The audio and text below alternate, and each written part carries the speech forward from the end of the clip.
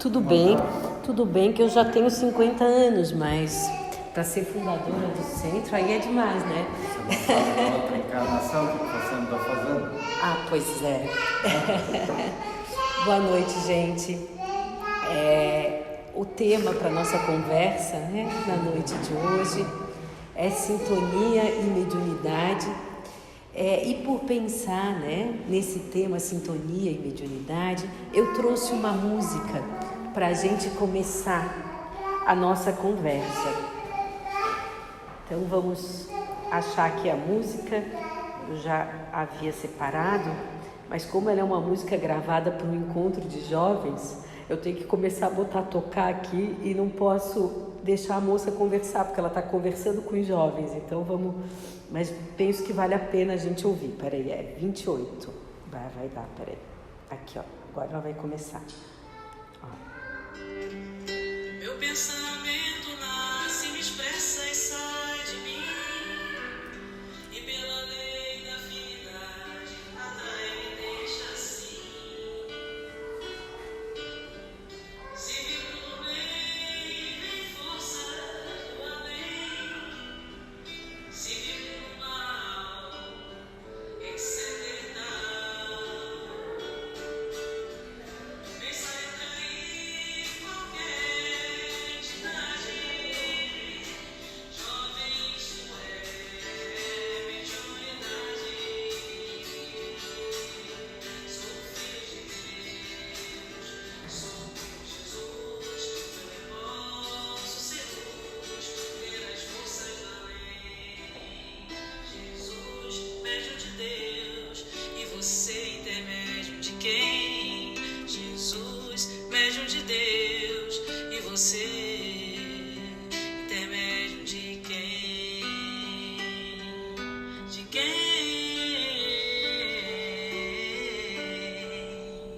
Intermédio de quem?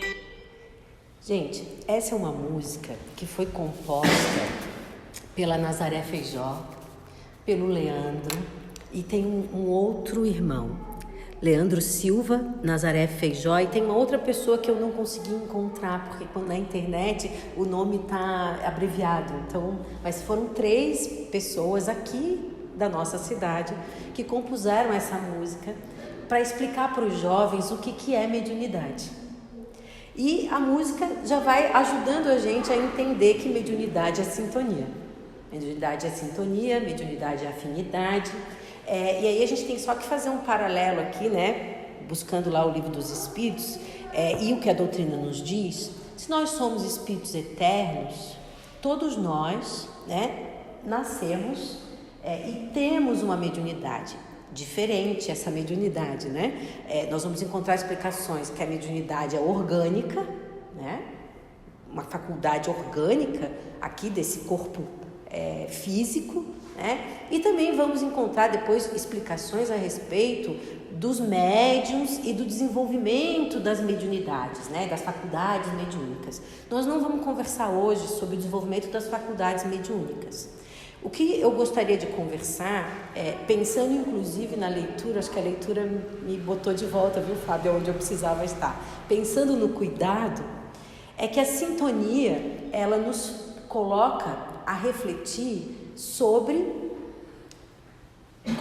aonde nós colocamos o nosso pensamento, né? Então, espíritos eternos, que temos pensamento, temos vontade, temos sentimentos. Tudo isso tem uma materialidade, tem um magnetismo, né? E aí para a gente entender que se mediunidade é sintonia, mediunidade também envolve afinidade. E eu pensei muito sobre esse tema porque a gente participa muito dos trabalhos de tratamento espiritual. E aí as pessoas passam pelos trabalhos de tratamento espiritual e a gente conversa bastante, né, sobre o que é sintonia é afinidade. Aí às vezes existem os processos obsessivos, né, em que um irmãozinho se aproxima da gente. E aí, como é que a gente vai explicar, né, para aqueles que nunca ouviram falar do espiritismo, como é que isso funciona, né? Como é que é essa lei de atração?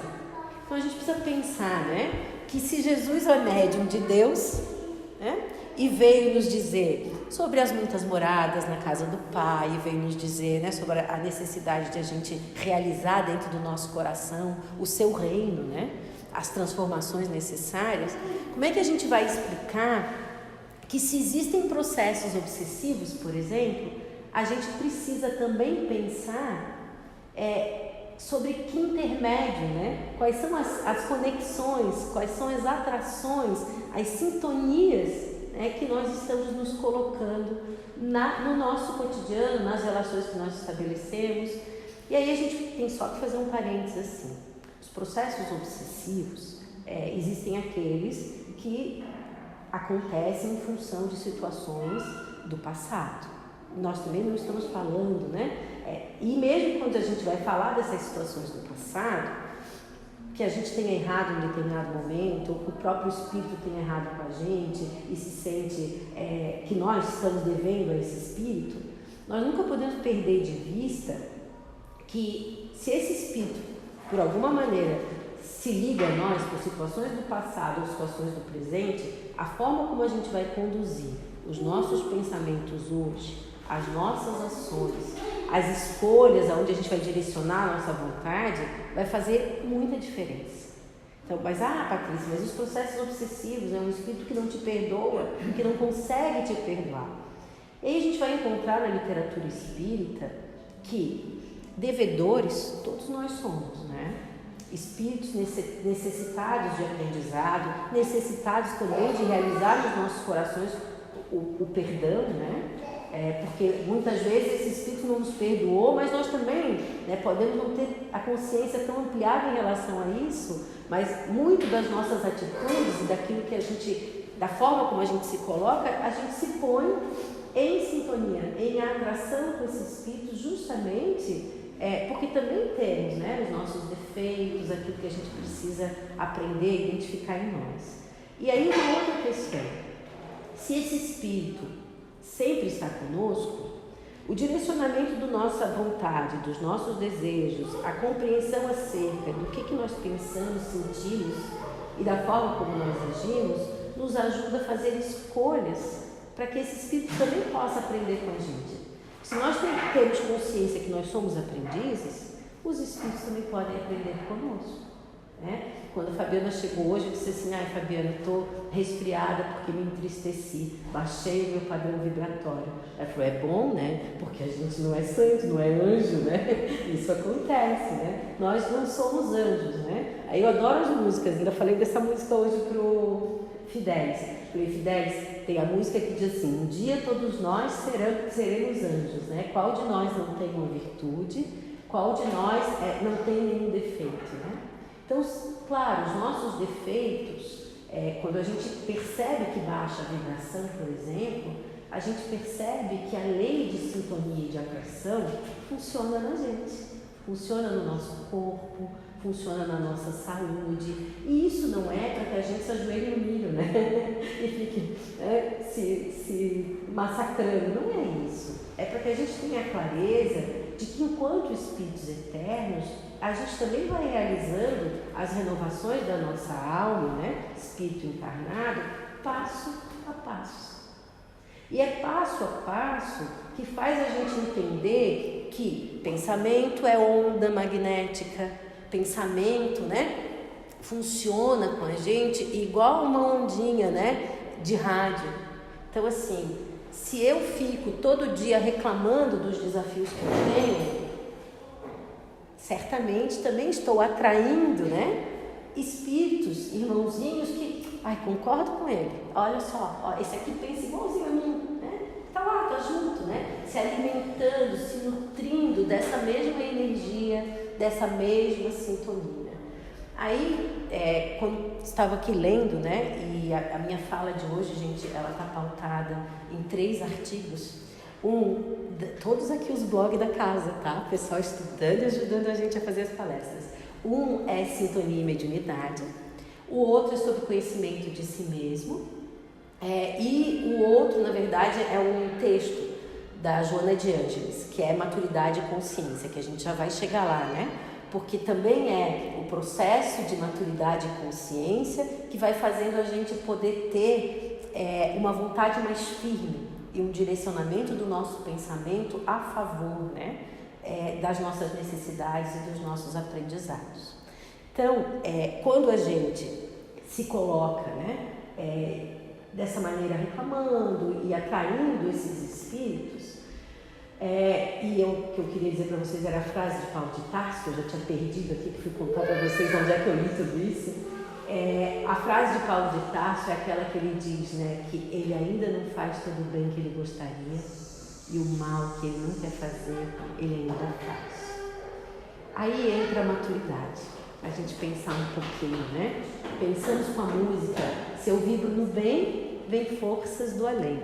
Se eu vibro no mal, etc e tal. Pensar é atrair, né? E atrair qualquer entidade. Isso é mediunidade. Então, os nossos pensamentos atraem forças, né? Forças do nosso coração também e forças que estão para além da gente, enquanto espíritos etéreos, enquanto espíritos encarnados, que estamos imersos, né, nesse fluido cósmico universal, né, nessa fonte de energia, de magnetismo e de espíritos desencarnados. Então a gente sabe que a gente atrai.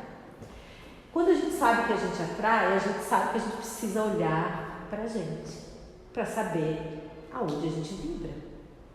E os espíritos nos ajudam, né? O próprio Evangelho diz que nós estamos onde está o nosso coração. Nós estamos onde estão os nossos pensamentos. E às vezes estamos fazendo mal que ainda não queremos, embora já saibamos da importância do bem.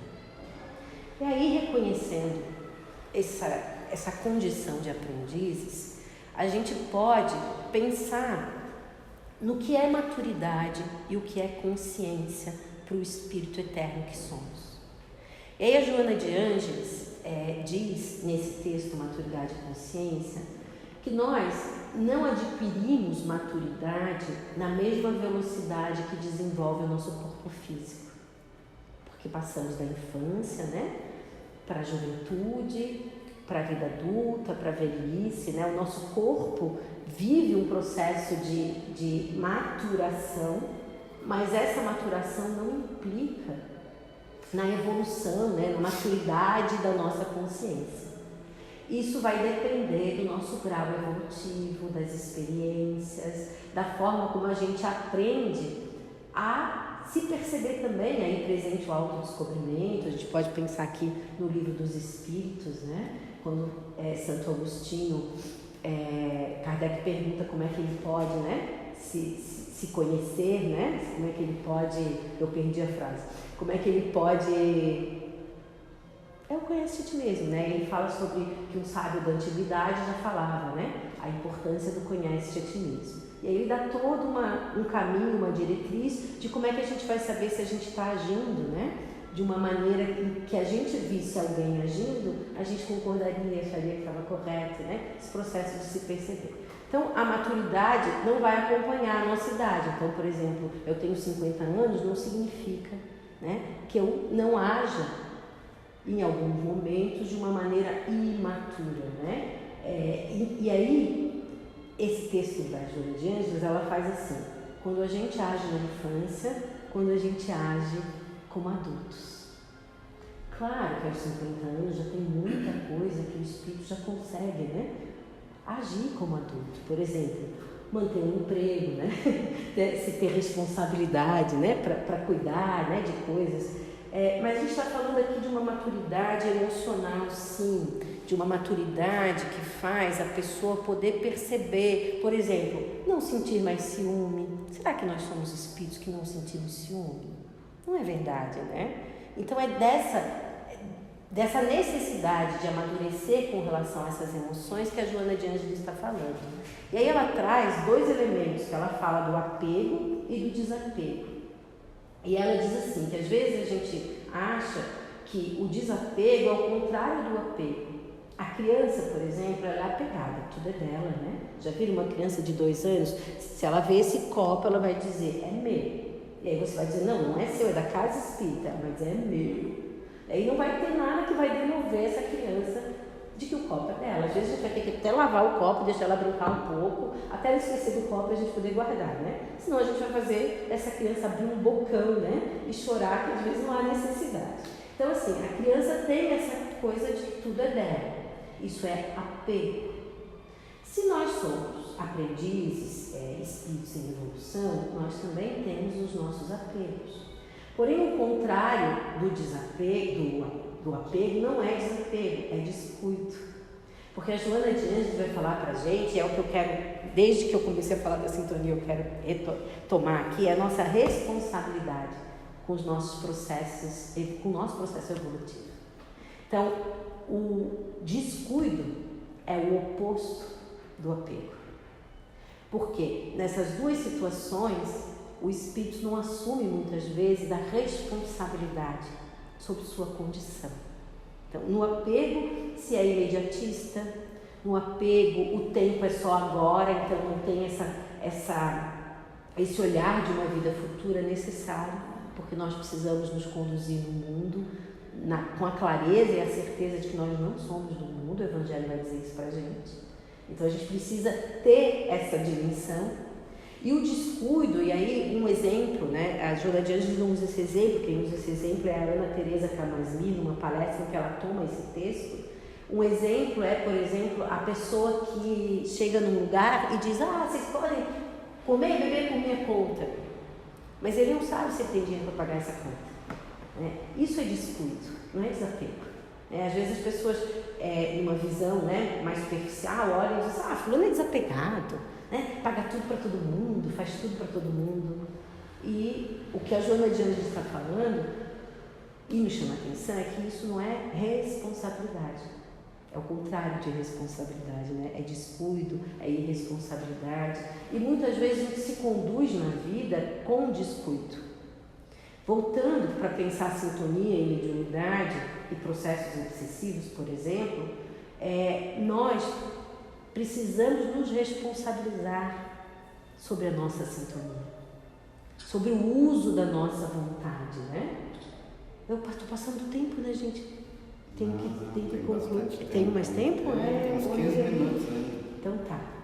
Então a gente tem que se responsabilizar pelo uso da nossa vontade, né? Pelo direcionamento que a gente dá para tudo isso. Por quê? Porque muitas vezes a gente quer culpabilizar o espírito, que às vezes não tem o esclarecimento que a gente tem, não tem o entendimento que a gente tem. Então nós precisamos, em tudo na nossa existência terrena, tomar as rédeas, né? Ser responsáveis. E muitas vezes tomar as rédeas e ser responsável não é muito confortável, porque vai colocar a gente diante de fragilidades que a gente tem também, né? Do quanto a gente ainda não ama o suficiente, por exemplo, né? O quanto a gente ainda se distrai na superfície, né? Quando a gente sabe que precisa, né? Investir em valores que vão seguir conosco, né? Já que nós somos espíritos eternos. Uma outra coisa bem importante quando a gente reflete, né, sobre a nossa parte em relação a tudo isso, pensando nos nossos apegos, tem a ver com aquilo que impede a nossa evolução. E aí a lei de perfeição moral é o último item que a Joana de Ângeles usa nesse texto, Maturidade e Consciência. É a pergunta que Kardec faz aos espíritos sobre o que impede a gente de evoluir. E ele diz que é o interesse pessoal. O interesse pessoal, e aí quando a gente para olhar o interesse pessoal, a gente olha para olhar a nossa imaturidade, né? A ausência da maturidade. Porque falando em maturidade, parece assim que a gente está se exprimendo, né? Não é isso, mas assim, a gente precisa olhar, né, para essa ausência de maturidade. Porque é essa condição de infância psicológica que nós trazemos conosco nos nossos atavismos, né? Nas experiências que a gente tem, inclusive nessa existência, né?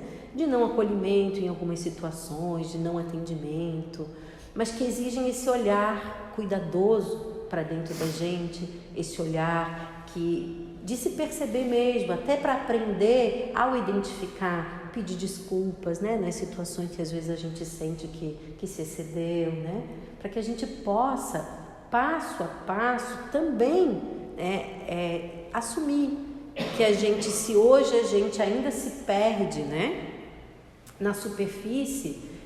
Outros exemplos que a Joana de Ângeles dá em relação à nossa infância psicológica tem a ver, por exemplo, com não querer errar. A gente acha que a gente não faz isso porque a gente é muito responsável, né? Não. O medo de errar, não admitir erros, por exemplo, na condição que a gente vive hoje, não deixa de ser um processo ligado à nossa infância. Por quê? Porque o adulto sabe que comete erros.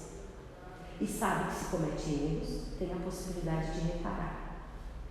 Então é isso que a gente precisa ter clareza quando a gente quer, né, caminhar investindo no nosso crescimento pessoal, na nossa reforma interior, né, que a doutrina dos Espíritos nos traz. Então esse processo de reforma interior, ele é intransferível. Não dá para a gente ficar culpando os espíritos.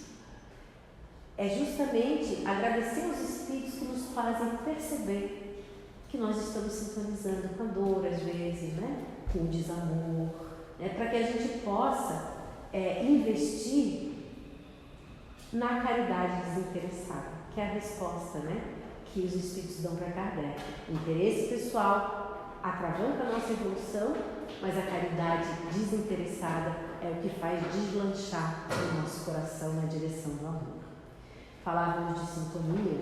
Os pensamentos de ódio nos fazem vibrar numa frequência pesada, densa. Os pensamentos de amor, de desejo de fazer o bem, né, de caridade, nos fazem vibrar numa frequência mais elevada. Então, entender sobre tudo isso e esse magnetismo na vida da gente faz com que a gente aprenda também a ter mais cuidado, né? O próprio cuidado com a nossa saúde passa por aí. Passa pela vigilância dos nossos pensamentos, pelas escolhas que a gente faz nas conversas, né? Porque às vezes a gente tem conversas que não vão nos levar a nada, né? Temas que, pelo contrário, a gente vai sair da conversa às vezes mais pesado, né? Sentiu que perdeu um pouco, né, do fluido vital, da energia, né? E a gente também já sabe que quando a gente escolhe fazer o bem, falar do bem, ver o bem, convidar o outro para olhar para o melhor das situações, a gente também sabe que se abastece, né? Parece que consegue ter ligeiros os pés, né? E viver como transportado, como diz o Evangelho, né? Ditoso aquele que amando, né? Esquecendo dos seus interesses, ama com amplo amor, né, os seus irmãos em sofrimento, vive como que transportado fora de si mesmo. Então isso é também mediunidade, porque muitas vezes a gente acha que a mediunidade é ir na casa espírita, né, é ser o médium que vai dar a psicografia, que vai dar a psicofonia, né, mas se a mediunidade está em todos nós, o que faz com que tenhamos o compromisso de vibrar no bem, de nos prepararmos a cada dia para as oportunidades que a gente tem de renovação interior. Às vezes a gente se esquece até de fazer prece pelo trabalho que a gente vai vir à noite na casa, né? Puxando as nossas orelhas. Às vezes a gente acorda, tão envolvido, aí tem um compromisso, tem que fazer... E aí a gente vai, né? Se envolve com tudo que vai fazer, né? E esquece, né? Que a gente está voltando como espírito, às vezes a trabalho, né? Fazendo as coisas que a gente tem que fazer, ou não, porque quando o corpo físico descansa, o espírito vai aonde estão as nossas emoções, aonde estão os nossos sentimentos, né? Às vezes estamos preocupados, ficamos ali mesmo, né? A noite toda matutando, né? Nos nossos problemas, como se a gente ficasse em círculo com aquilo que está nos incomodando. E aí, muitas vezes, esquecemos, por exemplo, do recurso da prece, nessa relação com a sintonia, na relação com o magnetismo divino, né? Lembro sempre do Carlos, que o Carlos diz assim, que a gente tem que estudar o magnetismo, a gente tem que entender o magnetismo, né? E a casa espírita nos ensina isso, né? A água fluidificada que nós tomamos nessa casa, né? O passe que nós recebemos, tudo isso é o direcionamento, né, desses eflúvios, desses fluidos, né, para nos auxiliar nos nossos processos evolutivos. Entender tudo isso não significa que nós vamos passar pela Terra sem sentir dor, por exemplo. Nós vamos viver as dores, sim, nós vamos viver os desafios, porém, tudo isso na medida dos nossos aprendizados, né? E claro, a gente vai passar por tudo isso de uma maneira mais leve, não sem doer, mas se a gente tiver clareza das causas das nossas aflições, né? Por que temos aflições no mundo? Jesus disse, no mundo tereis aflições, tende bom ânimo. Jesus e o Evangelho são para a gente o roteiro, o norte, diante desse turbilhão de coisas que a gente se depara, né? Nos nossos momentos na Terra. Então, que a gente possa fazer uso desses recursos. E aí, vamos pensar, né? Há momentos em que a gente está lá como Paulo, né? Não faz todo o bem que gostaria, mas ainda se compraz em algumas situações no mal que não gostaria mais. Mas Deus é tão bom. Jesus, no seu infinito amor, foi tão generoso conosco, que Ele também coloca na nossa vida os amigos, né? E os amigos, muitas vezes, são também esse instrumento para nos auxiliar com relação à nossa sintonia, com relação a vibrar no bem. Então, muitas vezes, a gente não está conseguindo, né, sair daquele círculo de pensamento. Mas aí, olha o olhar, né, na direção da nossa maturidade. Saber pedir é um ato, né, de um espírito que consegue se perceber aprendiz. Isso é maturidade.